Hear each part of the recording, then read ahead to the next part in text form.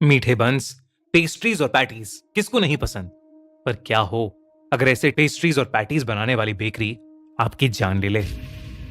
रीटा एक video content creator थी और वो नए नए कैफेज, रेस्टोरेंट्स और बेकरी में जाकर फूड ब्लॉगिंग और रिव्यूइंग करती थी। उसकी लाइफ में सब कुछ अच्छा चल रहा था।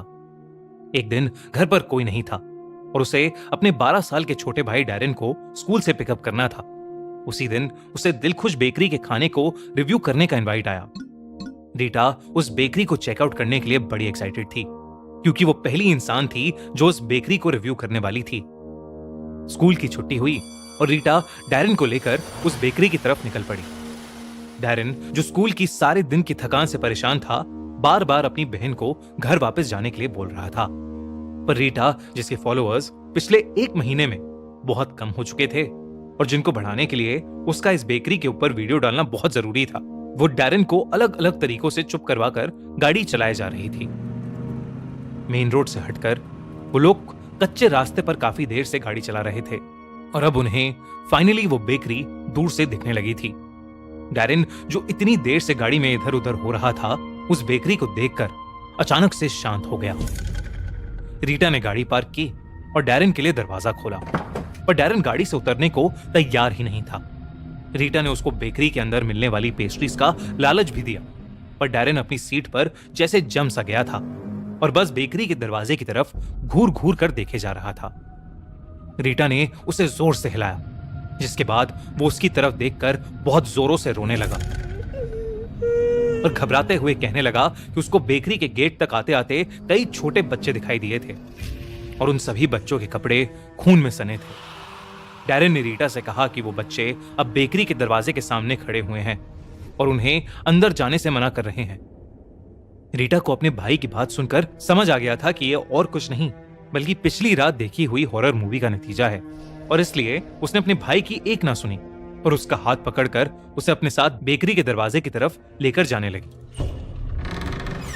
वो बेकरी के दरवाजे के अंदर घुसे तो उस बेकरी में कोई नहीं था, लेकिन फिर एक बूढ़ी सी आंटी आई और उन्होंने डैरेन को एक मीठा बन दिया और बन हाथ में आते ही रोता हुआ डैरेन अचानक शांत हो गया और बन को मजे से खाने लगा।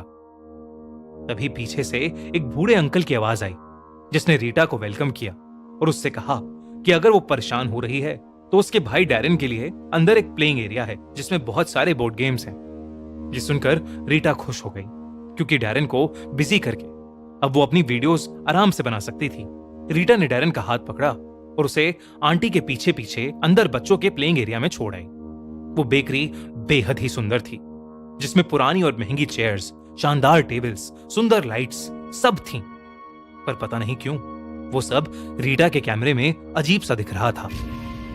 जब वीडियो बनाकर उसने रिप्ले करके देखा तो उस वीडियो में कुछ छोटे बच्चों की परछाइयां दिखी, जिसके बाद वो फोन एकदम से स्विच ऑफ हो गया। रीटा को ये बहुत अजीब लगा, पर इससे पहले वो कुछ सोच या कर पाती, वो बूढ़ी आंटी वहां आई और रीटा को बड़े प्यार से बिठाकर उन्होंने उसके सामने कुछ चॉकलेट्स पेस्ट्रीज रख दी। उन चॉकलेट पेस्ट्रीज जैसी सुंदर पेस्ट्रीज रीटा ने पहले कभी नहीं देखी थी और उन पेस्ट्रीज को देखकर थोड़ी देर पहले जो कुछ भी हुआ था वो सब भूलकर रीटा उस स्पॉन्ज जैसी सॉफ्ट पेस्ट्री को खूब शौक से खाने लगी।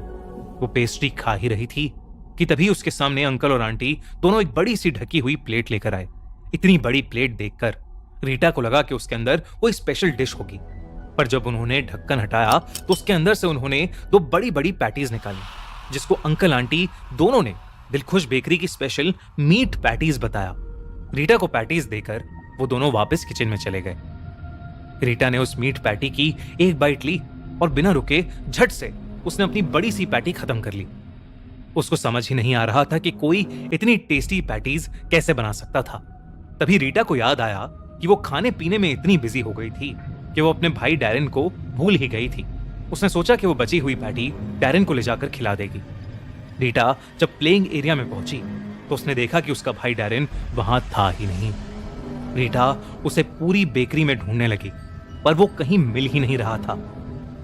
उसे ढूंढती हुई रीटा जब उस बेकरी की किचन में पहुंची तो वो दंग रह गई।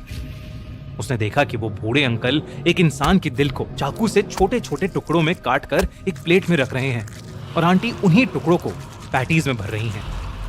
तभी उसे एक किचन के कोने में अपना छोटा भाई दिखाई दिया जो बेजान सा वहां पड़ा हुआ था।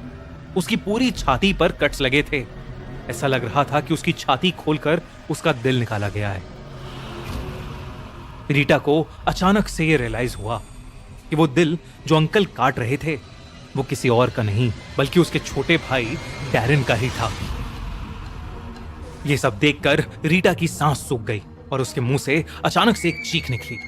तभी वो दोनों बूढ़े अंकल आंटी रीटा की तरफ मुड़े और रीटा को देखकर एक अजीब ढंग से मुस्कुराने लगे। रीटा घबरा उठी और जल्दी से बेकरी से बाहर भागी। जैसे ही उसने उस बेकरी से अपनी गाड़ी निकाली तो उसे गाड़ी के रियर व्यू मिरर में कई सारे बच्चों की आत्मा दिखी। सबकी छाती पर बहुत सारे कट्स थे। जब उसने ध्यान से देखा तो उन बच्चों में से एक उसका छोटा भाई डैरेन भी था। डैरेन का चेहरा देख रीटा का रोना छूट गया और मेन रोड पर पहुंचते ही उसकी गाड़ी का एक्सीडेंट हो गया।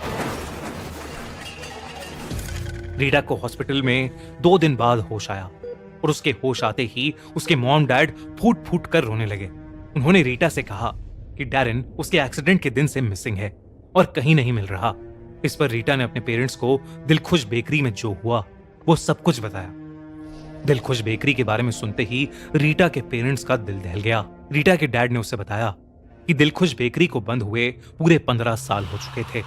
उसके ओनर्स छोटे बच्चों का दिल निकाल कर खाते थे और एक दिन किसी ने उनके खिलाफ कंप्लेंट कर दी और इसी के चलते दोनों ने अरेस्ट होने से पहले ही आत्महत्या कर ली और वो बेकरी सदियों के लिए एक वीरान खंडर बन गई।